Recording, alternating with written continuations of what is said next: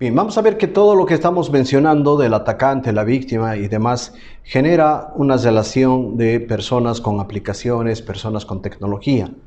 De esta relación surge la evidencia digital, que es la que vamos a utilizar precisamente para explicar que todo esto se puede investigar.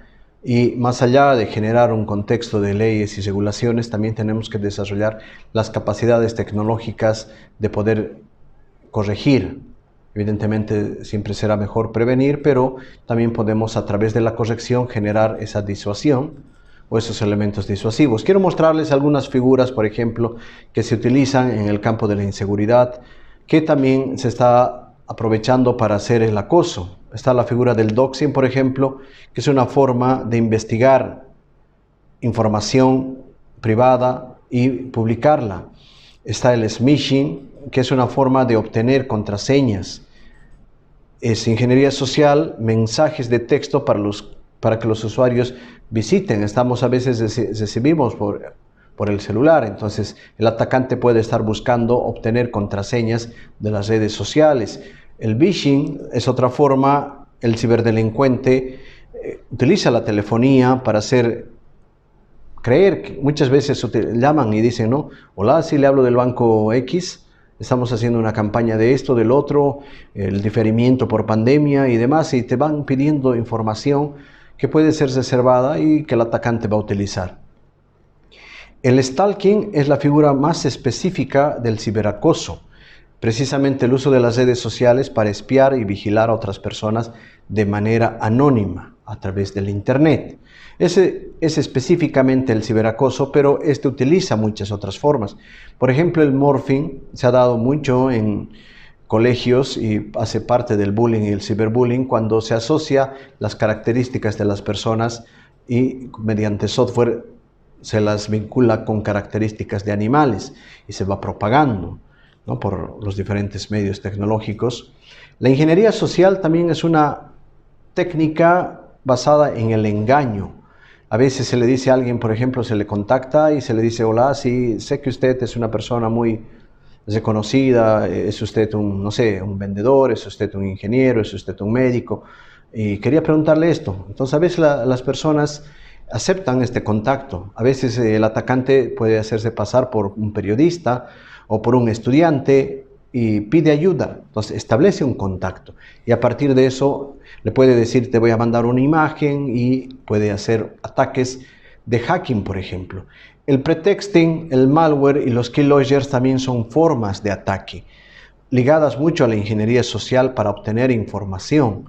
El malware a veces se difunde por correo electrónico precisamente para lanzar otra figura que no está acá precisamente, que es el phishing. Entonces, mi intención es conocer, por ejemplo, la contraseña del correo, la contraseña del Facebook, sin que la persona se dé cuenta. Entonces, estas formas de ataque o los keyloggers se dan cuando hay cierta proximidad. Entonces, puedo instalar un keylogger físico o lógico y obtener todo lo que teclea y en eso la contraseña. Entonces, eso hace mucho más agresivo el acoso. Figuras más básicas y generalmente utilizadas son la suplantación y la creación de perfiles falsos. Como les decía, uno puede enterarse, por ejemplo, que la víctima tiene 10 amigos. De los 10 amigos, 8 tienen su perfil en Facebook y hay 2 que no. Entonces uno puede, a partir de fotografías, crearle el perfil a esas 2 personas y, como tiene el control, empieza a integrarse en el grupo, empieza a conocer y empieza a acechar y acosar. O por otro lado, puede crear identidades falsas que no están ligadas a personas reales y crear un grupo y empezar a hablar, empezar a viralizar cierta información. Entonces, la suplantación de identidad normalmente es una forma muy usada para el ciberacoso. Lo interesante que tenemos que tomar en cuenta es que todas estas formas de interacción que se tiene dejan huellas binarias, lo que llamamos la evidencia digital. Esto queda en celulares, por ejemplo, queda en computadores, queda también con los operadores de telefonía. Cuando se crea un perfil, queda un rastro dentro del computador. Cuando se hace el acceso a las cuentas, queda en ciertos lugares de los computadores o los celulares, precisamente como cuando había hecho, en este caso una persona, un acceso. Todo eso a veces queda en logs o queda en archivos temporales. Precisamente se utiliza esa evidencia digital para la informática forense. La informática forense es esa rama de las ciencias forenses que hace el análisis de la evidencia digital.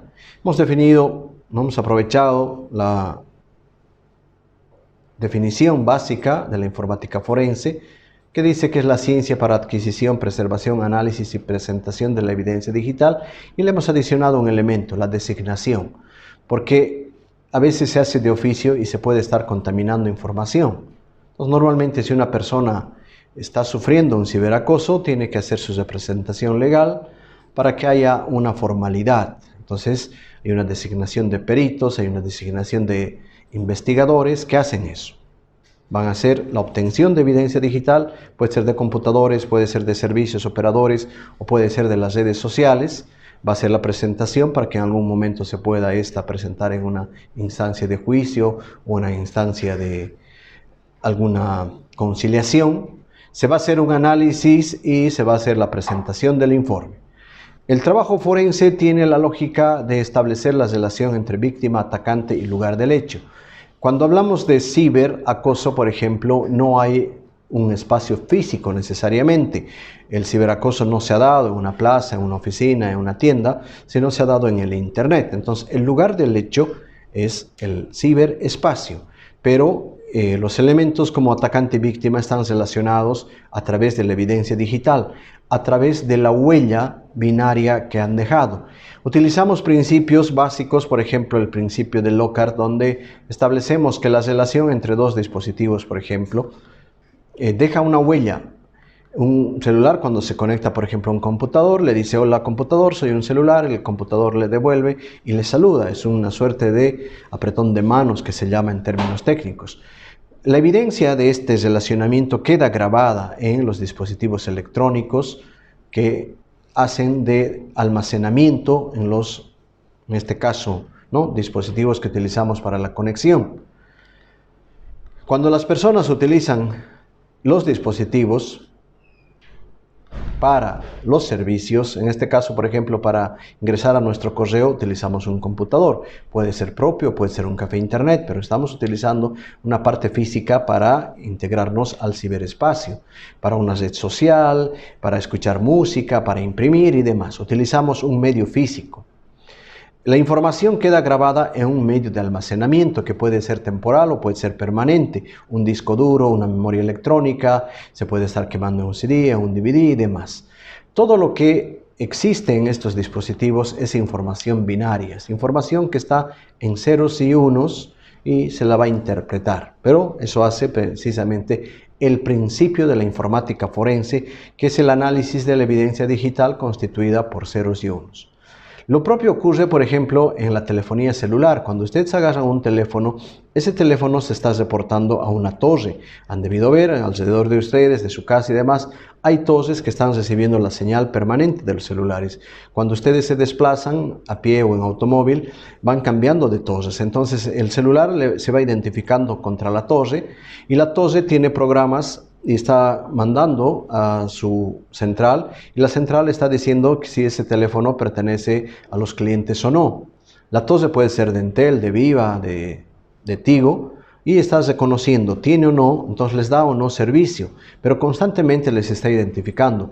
Cuando ustedes llaman, se produce un reconocimiento de la torre y de su central y dice: sí, este cliente tiene saldo, por ejemplo, para realizar la llamada, o si ustedes están haciendo un acceso a internet.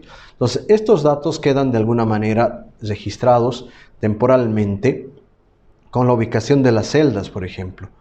El espacio geográfico está dividido en celdas. Una torre tiene un alcance.